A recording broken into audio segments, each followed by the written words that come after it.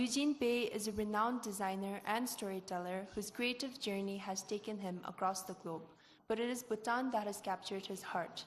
He is a long-time and cherished friend of the country. As a designer, he created the Prophecy whiskey bottle, a one-of-a-kind piece commemorating the 60th anniversary of the Great Fourth. His latest work, The Tale of Two Ravens, is a fable born from over a decade of connection with Bhutan's people and traditions. Joining him in this conversation is Tsedon Dorji, Managing Director of PBS Channel 3. Ms. Tsedon is a dedicated storyteller in her own right, having led the creation of the beloved children's series Ngalusun Chita and guided numerous projects centered on youth, literature, and lifelong learning. Together, they invite us into the symbolic world where storytelling honors not only place, but memory and the unseen. For those drawn to folklore, art, and quiet mystery, this session offers something timeless. Please join me in welcoming our speaker and moderator to the stage.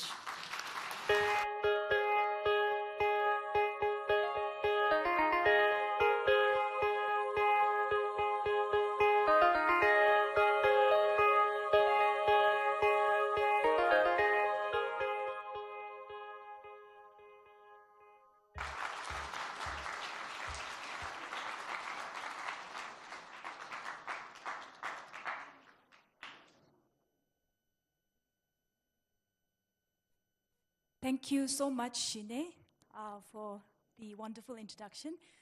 First of all, can we give a round of applause to our wonderful MCs and all the young people who are...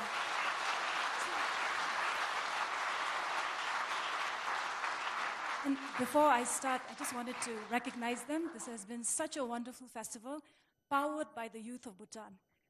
Okay, very briefly, ladies and gentlemen, young people in the crowd, so happy to see so many young faces. Fellow storytellers, Imagineers, Kuzuzampola. So, as Jine has mentioned, I serve at Channel 3, but I'm also a civil servant, and I've just entered my 18th year at His Majesty's Secretariat. So I am very happy today to represent, I'm wearing my Channel 3 cap, and Channel 3 is the third national television station in Bhutan, and we were established in 2021 as a completely not-for-profit and non-commercial television station to inculcate lifelong learning. We are a team of 15 young, not me, but my team is young, and very dedicated media professionals, and we are very honored to be one of the media partners for Bhutan Echoes. Okay, enough about me. Today we're all about Mr. Eugene Wenlock Bay. I'm delighted to welcome Eula. You are a man whose resume is truly inspirational and impressive. You are a brilliant graphic designer, also a trained pilot, and now a published author of this wonderful book called The Tale of Two Ravens. I have the very special copy. I wanted to also share that Mr. Eugene is a son of a British diplomat father. He spent his early years in Turkey, Italy, India, Singapore, and now you are based in the Netherlands. You also studied at the London College of Printing and co-founded the innovative design firm VBAT with your fellow partners in the Netherlands. Eugene's debut book, which I just held up, is deeply rooted in Bhutan and sets the stage for our conversation. Could you tell us a bit about your childhood? You are truly an international man of mystery. And we wanted to know, how did growing up across such rich cultural landscapes influence your thinking and creative direction?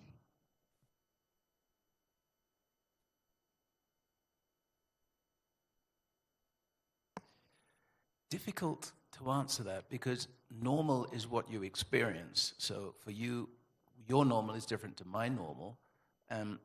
I was blessed or inflicted on a childhood where I grew up all over the world. But I'm going to give you one little metaphor which has shaped me.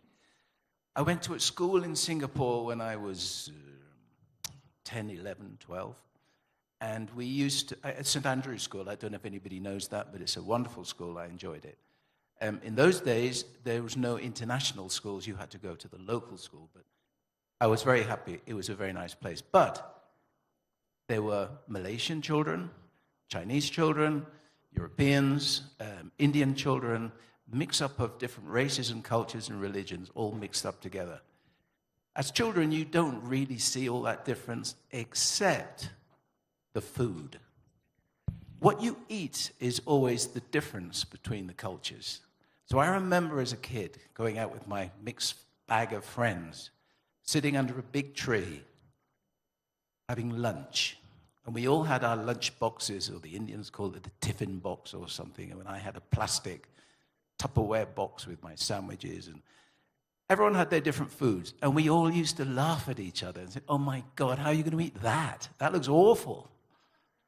So what we did is we started trying each other's food and then realizing how delicious it all was. So it's a start to understanding different cultures and different ways of seeing things. I think that's the best metaphor I can give you about what started opening my eyes to different cultures. We're not so different to how we think we are. But Bhutan is very different, special. Thank you. That sounds like a very multicultural start for you. Eugene, you're very honest with your dyslexia as well as your initial dream of flying. I know this is something dear to you, and you're very open about it because you feel you have a message to share. Could you tell us, how did these challenges and dreams shape your decision to pursue arts and design? My end station of being a creative person, a concept thinker, somebody who works in the creative arts, is actually an accident. My dream was to become an airline pilot. Now, not for Drucker, that's impossible because it's a nightmare to land here, but just an airline pilot. Because when I was a kid growing up, my parents are at different countries. I used to fly on my own as a little kid with a big badge with my passport in it. And I was whisked around to get to my airplane, and I thought the whole world of flying was amazing. I really wanted to be a pilot. So I went through my early childhood knowing that that would be my end goal, until I realized that all my essays were being marked down in my favorite subjects, like history and geography and anything to do with literature or anything to do with the human side of life. And I couldn't understand that, why I got such low grades in all these things I loved to death. But it actually was because I realized later I had dyslexia. So as a child, I struggled with reading, writing, spelling, even seeing words. I would make big mistakes. So how the hell am I sitting here in front of you as an author of many words? Well, and I haven't cheated, and I haven't gone through Grammarly all the time, which other people have been talking about. I did it the hard way, spelling with the dictionary and getting it all right, asking editors to advise me, because I wanted to go through the process of unlearning dyslexia. And it worked for me. So I'm very old, I'm 73, and it took me a lifetime to get over this. Now let's go back to the flying. So I wanted all my life to be a pilot. I couldn't be because all my grades were too low, so I was rejected from the school to go and to become a pilot. And then you stand there and you think, oh my God, what now? What am I going to do now? I have no idea what to do. And somebody thought I should go to the art class. Art? Painting? Color? No, that's not me. But it was, because it was a time when graphic design, engineering, architecture was coming to life. And I realized there was a more linear approach to art that I could deal with to get into that world. And I loved it. I became a graphic designer. And that was my career, and it started when I was 18, and it went right through to yesterday. And when I retired from my company in Holland and started to look for a new life, I'd already been coming to Bhutan for many years. I've been coming actually 2 decades. The introduction was 1. It's 20 years I've been coming to Bhutan. So I've seen many, many changes. The person who brought me here is in the front row there. And I've never looked back. I've loved it here. So I've been collecting all these stories. You love telling stories. not immediately. You have to be provoked, you Bhutanese. But once you provoke a Bhutanese person and start really leveling with them, all the stories come rolling out. And I've remembered them all over the years. And I thought one day, yeah, maybe I've stopped my company. I've got to do something. I opened up my laptop. I didn't have to organize 100 people and give them all work to do. It was just me and my laptop. And I started writing. And the result is this book. You are almost Bhutanese. 22 decades of coming to our country. You have really seen a lot. And you know, when I read your book, I could feel that. And I want to delve right into your book. You are the best at giving us, without telling our audience too much, because they haven't read it, could you tell us a bit about your wonderful book, The Tale of Two Ravens? For me, what I took away is that it's a loving tribute to the youth of Bhutan, her culture, and most importantly, her kings. So if you could put it in your own words, La. Well, I've been listening to some of the speakers before me, and what I do not want to do is say, you all have to stay rooted in the past. Of course not. You go forward.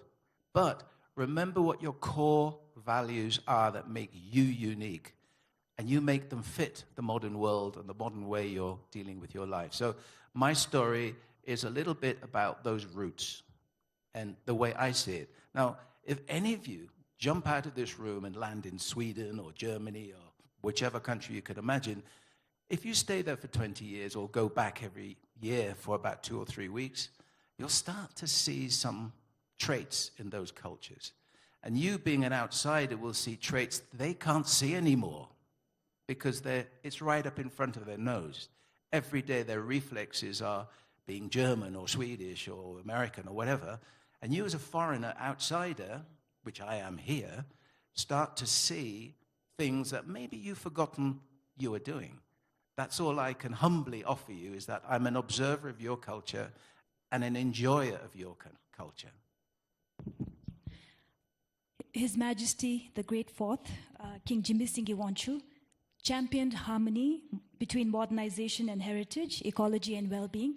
And as you know, this festival this year is dedicated to His Majesty for his 70th, as well as propounding JNH and other wonderful things during his reign. How do you see design, storytelling, and visual narratives acting as threads weaving these elements across generations? Well, that's more complicated. Oh, I better show you some stuff. Hang on. Yeah. Bhutan is not one country. It is one country. It's many cultures. You have different languages. You love and have a little friction with different districts and different sort of people, but you are an amazing tapestry of different facets of culture. I will answer your question, I'm getting there. So the setting is, you're not as one as you think you are, but you are working together as one, which I think is beautiful to see. I went to Hunsi last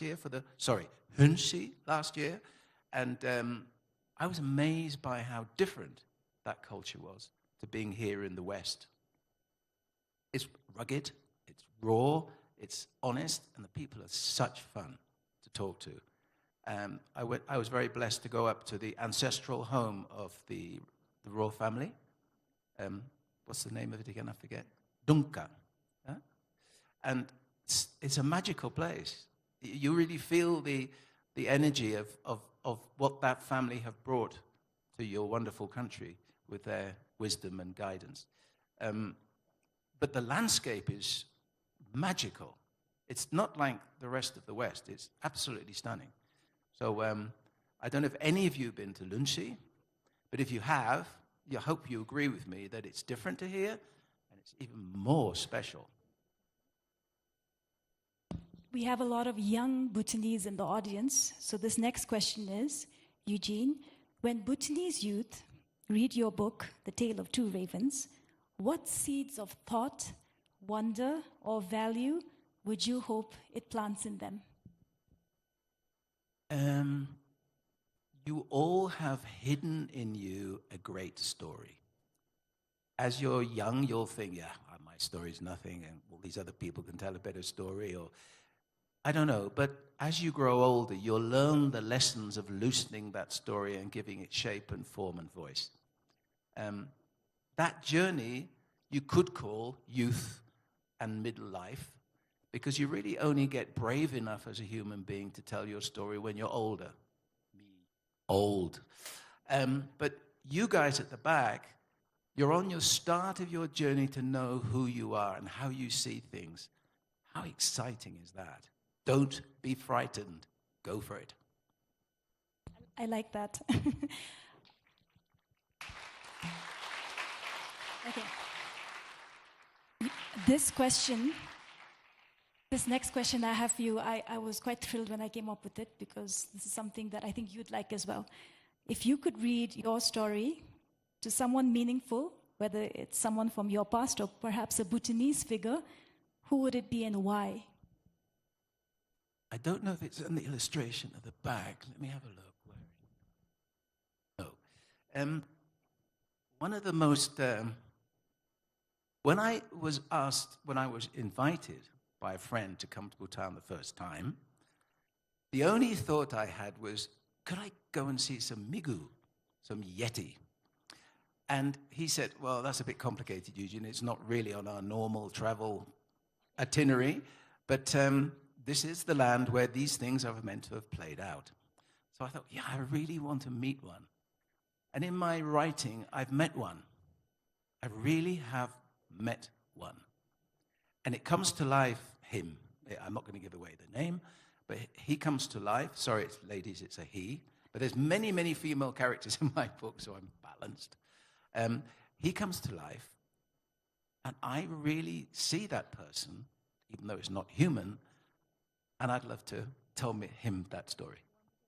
Our friends at the back, if you hadn't heard that, Mr. Eugene was saying he would love to tell his story to a yeti or a mige, which, and he's a character in this book. You know, I know you want... Can I ask one thing? Do I say the word right? Migu? Migu. Oh, sorry. I'll get it right. So I'm being very mindful of our time. We have 10 minutes. Okay. And I know, Eugene, you really want the young people and all age groups, actually, everyone here to ask questions. Shall we jump into question-answer time? Okay, may I, if you could raise your hand if you have any questions for Mr. Eugene. There's one. Somebody will come.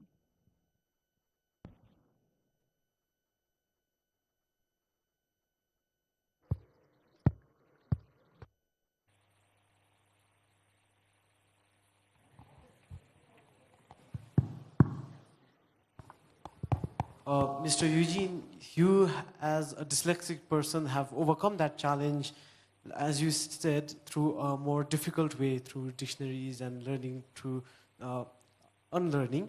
And you have traveled across the world, I understand that. And now my question to you here is, as a dyslexic person who has traveled the world, as you have seen the world with your own two eyes as your unique experience, can you share to us some of your experiences in that way?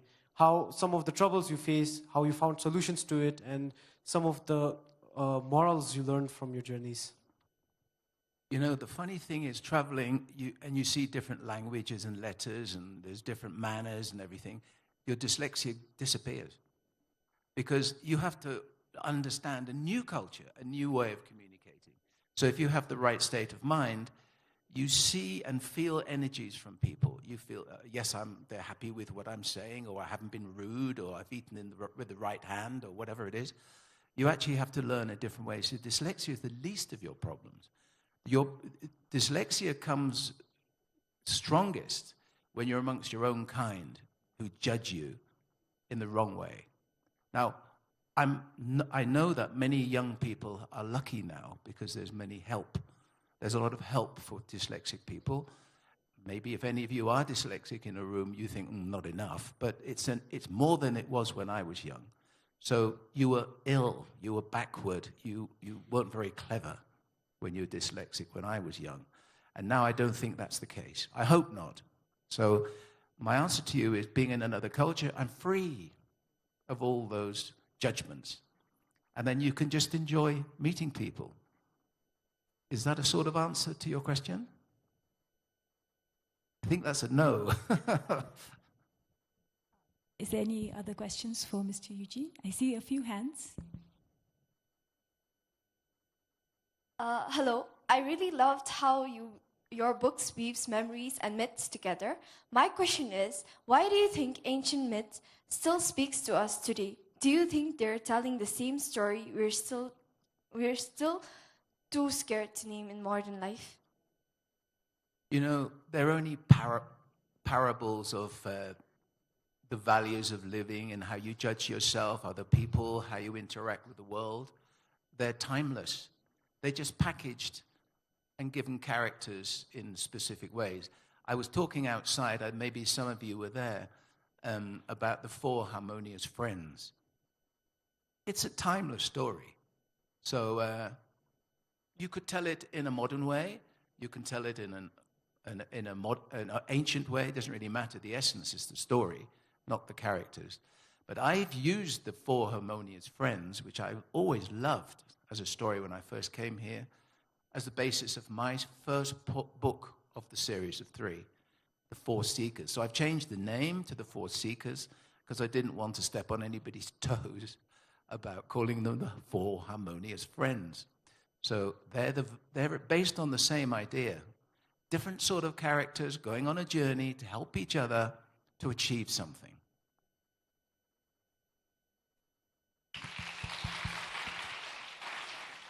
Any more questions, love?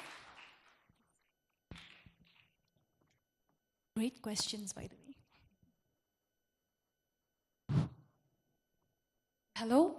My question is, what encouraged you to write the story, The Tale of Two Ravens, and what is the purpose of the messages that it delivers? Oh my God, I think you have to tell me that, because when you're writing a story, for me, because it's my first book, I don't want to tell you, give you any wise words. I just want to enjoy writing a story I hope people like yourself will enjoy. But I want to do it respectfully based on your cultural input, which really helps me frame my way of writing. But I suppose if I had to now be pinned against the wall and say, what do I want to bring over? I want you young Bhutanese to love your culture. And the culture is not set in stone, it's there forever.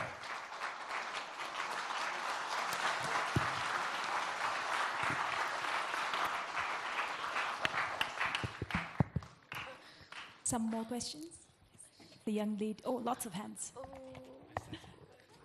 Hello. Mr. Eugene Bay, this is a pretty straightforward question. As a leader and a storyteller, as a leader and a creative person, what inspired you to start storytelling, and how do you think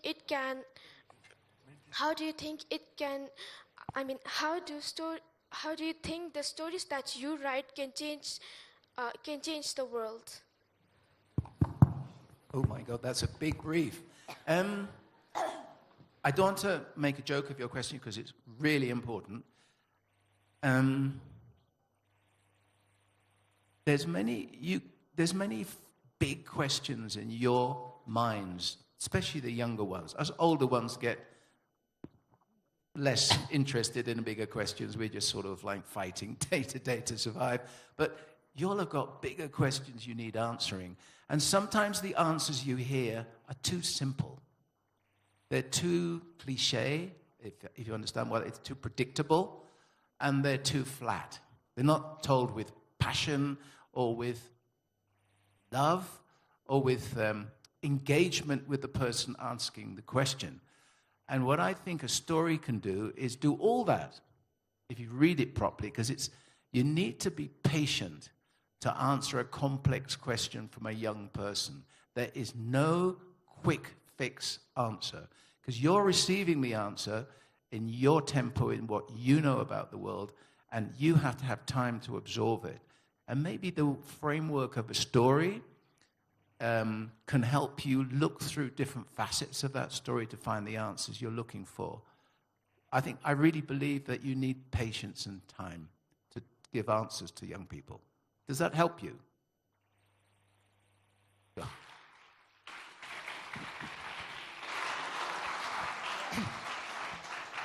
Hello. Thank you for finally giving me the chance. So mine's just a simple question. I was just curious on why Sir kept the title as The Tale of Two Ravens. Not just that, as Sir mentioned before, the storybook I think was mostly related with Yeti, but still, why the title as The Tale of Two Ravens? If I tell you that, you won't read the book. It's a little bit of a clue to a journey you have to go through with the story to work out why two ravens. You know why one raven, I think. You know your mythology and your history and the stories of the deities. So you know one raven. And you have to find out who the partner is to that one raven to make it two. I can't tell you that. But it should pull you into the story to find out the page where you think, now I get it. And it's quite near the end, I'm sorry to say. I think I can supplement Mr. Eugene's answer. Well, I've had the pleasure of reading your book, and there's a lot of characters, but the ravens have a very significant role, as we know. But I implore you to grab a copy. It's full of characters, full of adventures. I'll take my check later. But no, all jokes aside, you must read it. The Yeti is one character, but there's many others. Do we have more questions, La? We have 5 minutes. What inspired you to write about this particular llama? Which llama? You haven't read it, have you?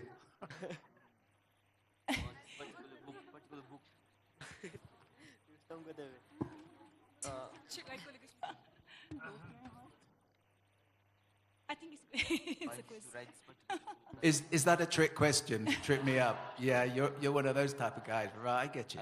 No.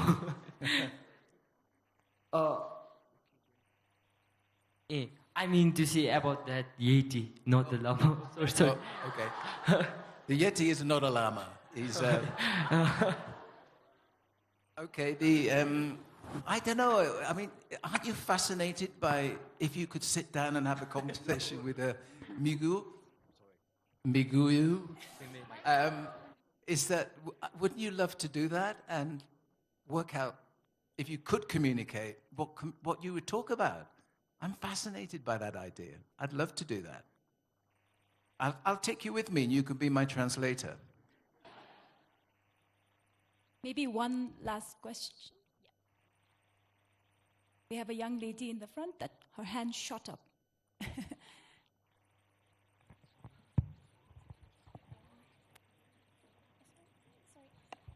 Thank you for this opportunity, and Mr. Eugene, I was wondering, so like I thought about like how you wrote a book. So it's not just about writing a book; it's like the art and passion behind it.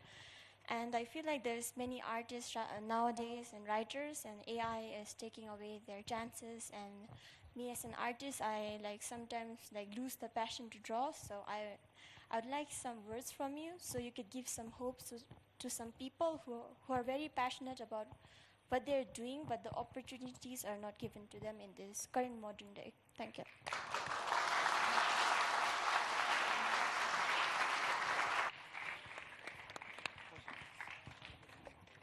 All of you are creative. That's the first statement. So however good or bad you think you are is totally irrelevant. You will all have a creative part of you. If you outsource that to somebody to make something for you, whether it's a computer program or somebody else, or you want to cheat or whatever it is, you will just lose the development of your own creative kernel, your little heart. Not little, heart, sorry. But so, like any exercise, you've got to keep practicing. And that strength, that talent in you will become bigger and bigger. So I hope you will never listen to anybody saying you can't do something. Why would people say you can't do something? What a waste of time. You can do something, and you should constantly try to improve. And improvement can only be judged by one person, yourself. No one else. So please continue and flourish.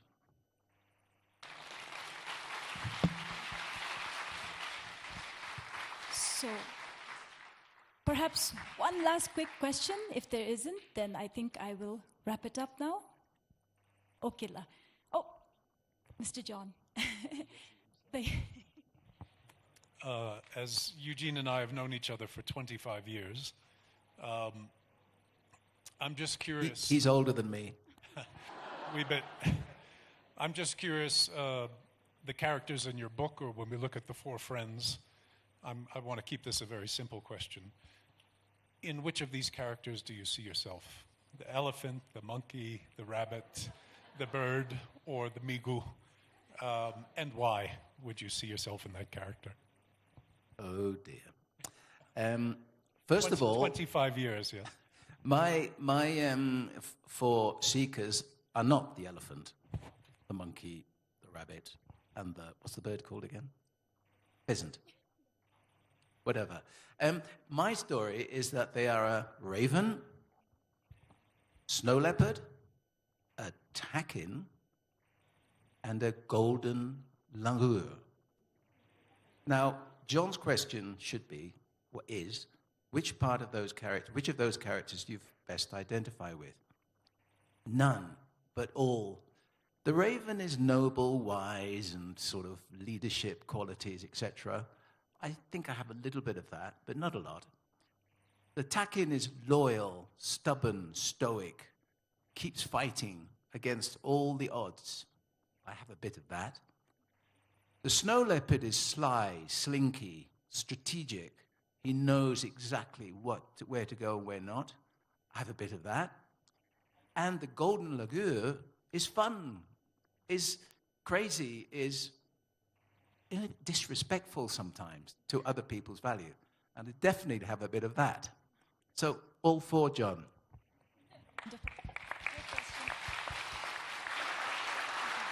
That was a great question. Okay, well, on that wonderful note, I want to just say, Eugene, it was such a pleasure to meet with you and to read your book and to get to know you a little bit more. I want to thank the Bhutan Echoes team for making me a small part in this. It's truly an honor. And I also want to say, I have an aspiration. May all the stories that we share on this stage and amongst ourselves during tea break, may it continue to bridge cultures, age groups, and may it inspire us and also harmonize both our inner and outer worlds. Then thank you so much. Kating Chela.